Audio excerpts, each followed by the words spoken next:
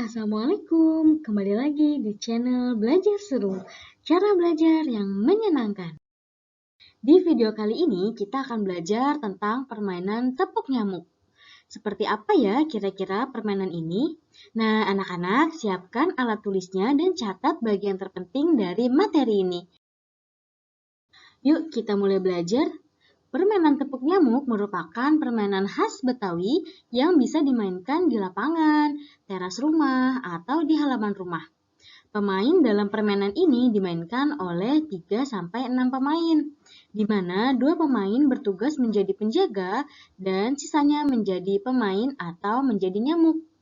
Dalam memainkan permainan tepuk nyamuk tidak diperlukan alat, sehingga permainan ini sangat sederhana dan mudah loh untuk dimainkan. Tapi seperti apa ya tahapannya? Yuk simak terus videonya sampai habis.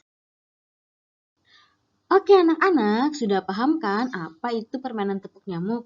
Nah, sekarang kita bahas tentang tahapan permainan tepuk nyamuk. Yang pertama, anak-anak harus melakukan home pimpa.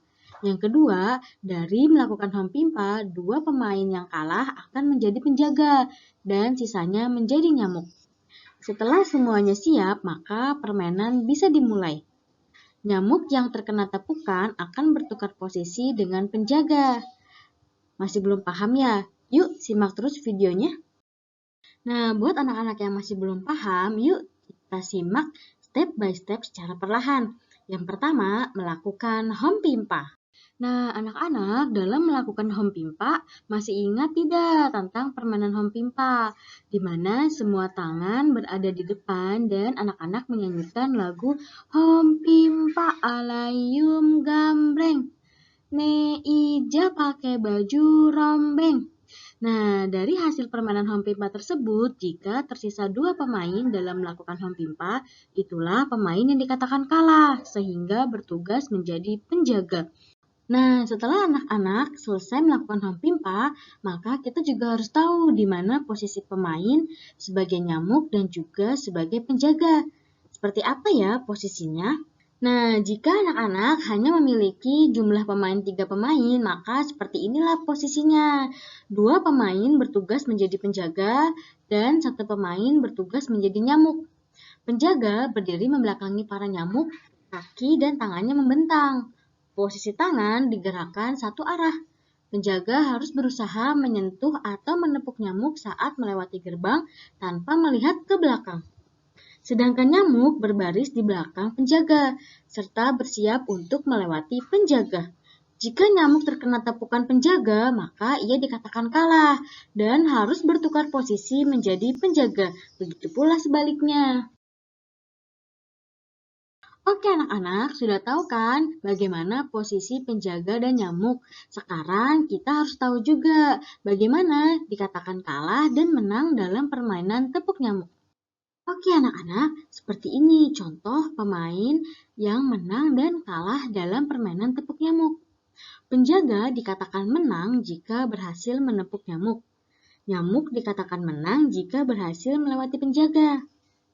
Penjaga dikatakan kalah jika tidak berhasil menepuk nyamuk, dan nyamuk dikatakan kalah jika terkena tepukan penjaga. Contohnya ada pada gambar. Gambar yang pertama di bagian atas adalah contoh nyamuk dikatakan menang karena berhasil melewati penjaga, tetapi penjaga dikatakan kalah karena tidak berhasil menepuk nyamuk. Pada gambar yang kedua di bagian bawah, penjaga dikatakan menang karena berhasil menepuk nyamuk, dan nyamuk dikatakan kalah karena terkena tepukan penjaga. Sudah paham? Oke anak-anak, terdapat 4 nilai luhur dalam permainan tepuk nyamuk. Yang pertama adalah keterampilan memperkirakan. Sebagai penjaga, kamu sebaiknya dapat memperkirakan kapan nyamuk masuk, sehingga nyamuk mudah untuk ditepuk dan dikalahkan. Yang kedua adalah kerjasama. Sebagai penjaga, kalian harus bisa saling bekerja sama mengalahkan para nyamuk. Yang ketiga adalah sportivitas. Yang keempat adalah kejujuran. Sportivitas dan kejujuran adalah suatu bagian yang saling keterkaitan, di mana anak-anak harus bermain secara jujur dan juga sportivitas. Contohnya, jika kamu sudah terkena tepukan oleh penjaga, maka jujurlah dan lapang dadalah dengan hasil yang sudah kamu terima. Nah, anak-anak, kalau masih belum paham, bisa diulang lagi videonya dan diputar sampai anak-anak benar-benar paham. Permainan yang sederhana dapat memberikan banyak manfaat. Yuk, tinggalkan sejenak gawai kamu. Oke, terima kasih anak-anak sudah mengikuti pelajaran PLBJ kali ini. Semoga materi tentang permainan tepuk nyamuk dapat dipahami dan bermanfaat bagi anak-anak. Sampai ketemu di video selanjutnya. Dadah!